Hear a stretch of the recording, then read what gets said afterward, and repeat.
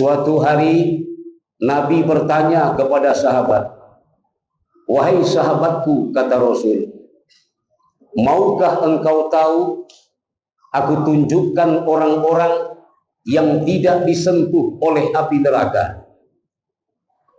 Sahabat menjawab, "Mau ya Rasul." "Balighna, sampaikan kepada kami ya Rasulullah." Lalu Rasul menjawab, "Ada orang-orang dan golongan yang tidak akan disentuh oleh api neraka. Golongan yang pertama namanya hayyin. Hayyin artinya orang yang tenang dan menenangkan, optimis, positive thinking, husnuzon. Ramadan is the golden moment to improve ourselves. Ramadan adalah momen waktu yang terbaik untuk memperbaiki diri. Maka orang-orang yang mendapatkan dan tak tersentuh oleh api neraka adalah orang-orang yang hayyin, tenang dan menenangkan. Bagaimana orang yang hayyin ini? Sikap dan kepribadiannya, orang itu tidak sombong. Apa yang kusombongkan dalam hidup di dunia ini? Lahir aku ditolong orang, mati digotong orang. Orang yang sombong, al-kibru batru al-haqqa wa wamkunas. Sombong meremehkan sesama manusia dan meremehkan orang lain. Maka orang yang sombong itu la yadkhulu jannah, tidak akan masuk surga dan takkan pernah mencium wanginya surga. Iblis terusir dari surga karena sombong. Maka Allah enggan memberikan surga kepada orang-orang yang sombong. Orang yang sombong, ada 4 hal yang membuat dirinya sombong. 1, sombong karena harta. 2, sombong karena ilmu.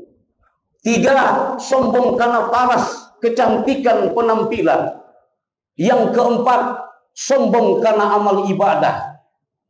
Orang yang sombong karena harta, ingat, hartamu adalah titipan. Suatu hari nanti akan diminta pertanggungjawaban. Dari mana kau dapatkan dan kemana engkau berikan. Insya Allah orang kaya yang banyak harta bisa masuk surga karena harta-hartanya. Orang alim jangan sombong karena ilmunya. Jangan pernah merasa soleh. Lebih baik merasa salah. Orang yang merasa soleh itu salah. Orang yang merasa salah itu soleh. Ingat, orang yang tenang itu jauh dari kesombongan. Ada orang yang diberikan Allah jabatan dan kekuasaan. Jabatanmu tak lama. Itu amanah, titipan dari Allah. Suatu hari kullukum rabbun wa kullukum mas'ul. Setiap apa yang kau kuasakan akan diminta pertanggungjawaban oleh Allah. Jangan sombong. Orang-orang yang tak disentuh api neraka, mereka yang tenang dan menenangkan. Maka pantas Allah berfirman dalam Quran surat Al-Fajr ayat terakhir, "Ya ayyuhallazina amanu, ya ayyuhan nafsul mutmainnah, irji'i ila rabbiki radiyatan mardiyah, fadkhuli fi ibadi wadkhuli jannati." Wahai jiwa yang tenang, kata Allah, jadilah hamba-hambaku, masuklah ke dalam golongan hamba-hambaku, dan masuklah ke dalam surga. Maka Allah panggil orang-orang yang tenang. Allah panggil orang-orang yang jauh dari kesombongan.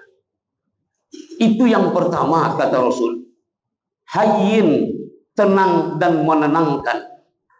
Lalu yang kedua, namanya layyin. La ya nun, layyin. Artinya apa? Orang itu tutur kata lembut. Kata orang pepatah Sumatera Minangkabau, yang kurik kundi, yang merah sago, nan baik budi, nan indah baso. Ramu-ramu si kumbang jati, kati hendak pulang bakudo. Patah tumbuh hilang baganti, pengajian kita baik itu juga. Hai upi rabah lapaku, boleh tarang jalan ke barat. Hai upi ubah lalaku, boleh sayang orang kawan. Ngerti bu? Serius bu? Cius? Jadi ini adalah sebagai falsafah, lemah lembut dalam berkata. Ada orang dalam bulan Ramadan suka posting-posting, tiap sebentar posting, pergi umroh posting, lebih banyak selfie daripada zikirnya. Bahkan ada yang tarawih bikin status, lagi tarawih guys, lalu bikin status lagi, OTW rakaat kedua. Luar biasa statusnya bu. Kita sholat di Masjid Al-Furqan bukan disebut alim. Kita duduk di Masjid Al-Furqan bukan disebut soleh. Karena kita bersaksi, inna sholati wa nusuki wa mahyaya wa mamati lillahi rabbil alamin. Betul bu? Sesungguhnya sholatku, amal solehku, hidupku, matiku hanya karena Allah. Apa yang kita sombongkan?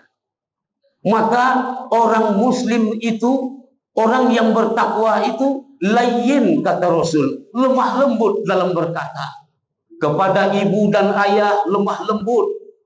Kepada orang tua jangan sampai engkau mendiktenya. Kepada ibu dan ayah jangan sampai engkau berkata kasar sampai menusuk ulu hatinya, menangis air mata berlinang di pipinya karena ucapan seorang anak. Wa qada rabbuka alla ta'budu illa iyyahu wa bil walidaini ihsan. Allah suruh kita untuk berbuat baik kepada ibu dan ayah. Tak masuk surga seorang anak apabila kata-katanya membuat air mata seorang ibu menangis dan menetes gara-gara lisan dan ucapannya. Kalau kau ingin tahu orang yang baik dalam kehidupannya, kata Rasul, lihatlah apa yang keluar dari mulutnya. Kalau yang keluar dari lisannya baik, maka baiklah kualitas kehidupannya.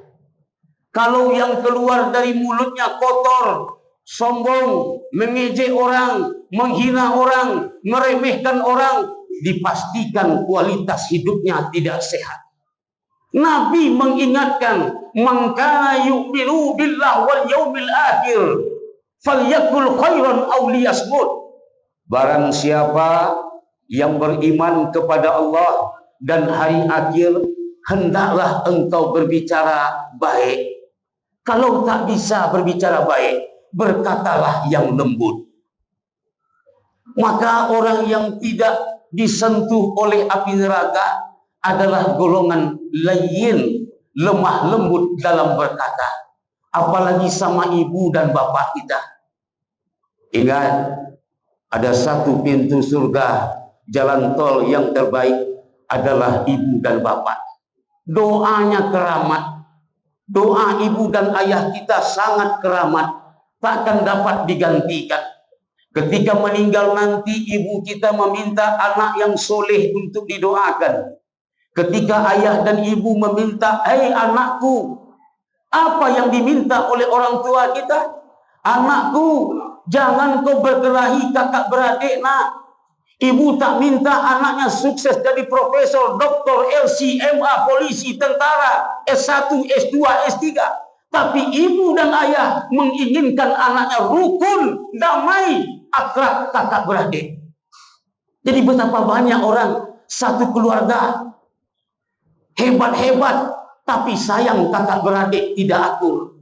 Betapa banyak di antara kita punya anak, 8 orang, 7 orang sukses semuanya. Tapi sayang, ada di antara mereka berkelahi, berselisih, bahkan tidak teguran. Yang diinginkan oleh orang tua kita, anaknya damai, rukun, akrab, dan selalu menjalin silaturahim. Kalau ada rezeki yang dititipkan Allah, bersedekahlah untuk ibu dan ayah kita. Nanti setelah ini hati ke hati, sebut nama ayah, sebut nama ibu.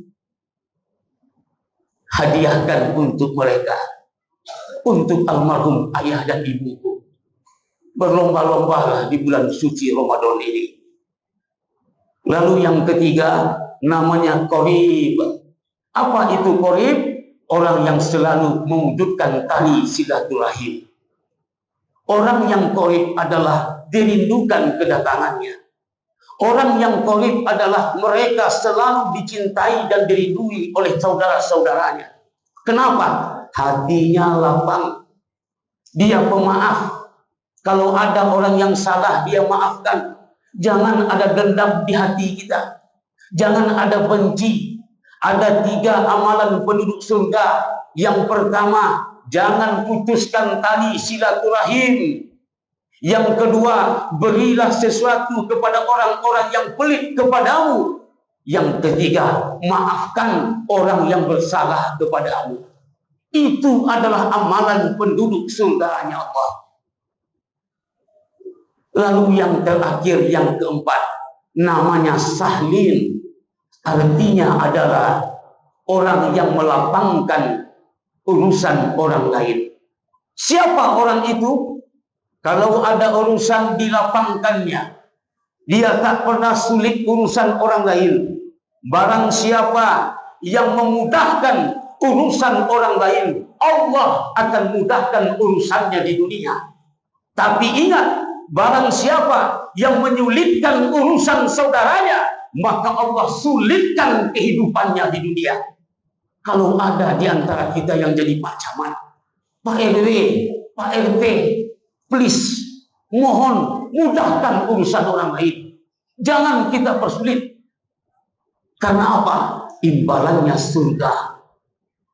Ringankan urusan orang lain. Jangan sampai kita persulit. Hidup ini ibarat sebuah filosofi. Terima kasih. Apa arti terima? Semakin banyak kita terima, semakin banyak yang kita kasih. Semakin banyak awak bersedekah, semakin banyak diberikan oleh Allah. Semakin banyak kita berinfak, semakin banyak Allah berikan nikmat untuk kita. Itu jaminan Allah untuk kita. Maka Bapak dan Ibu, jamaah Masjid Al-Furqan yang dimuliakan Allah, kita tarik sebuah kesimpulan. Ada 4 golongan yang tidak akan disentuh api neraka. Yang pertama, golongan hayyin, tenang, tidak sombong dalam kehidupan. Yang kedua, layyin, berkata lemah lembut, tata krama yang baik. Yang ketiga, qorib, menjalin hubungan silaturahim. Dan yang keempat, sahlin, memudahkan urusan orang lain di dunia.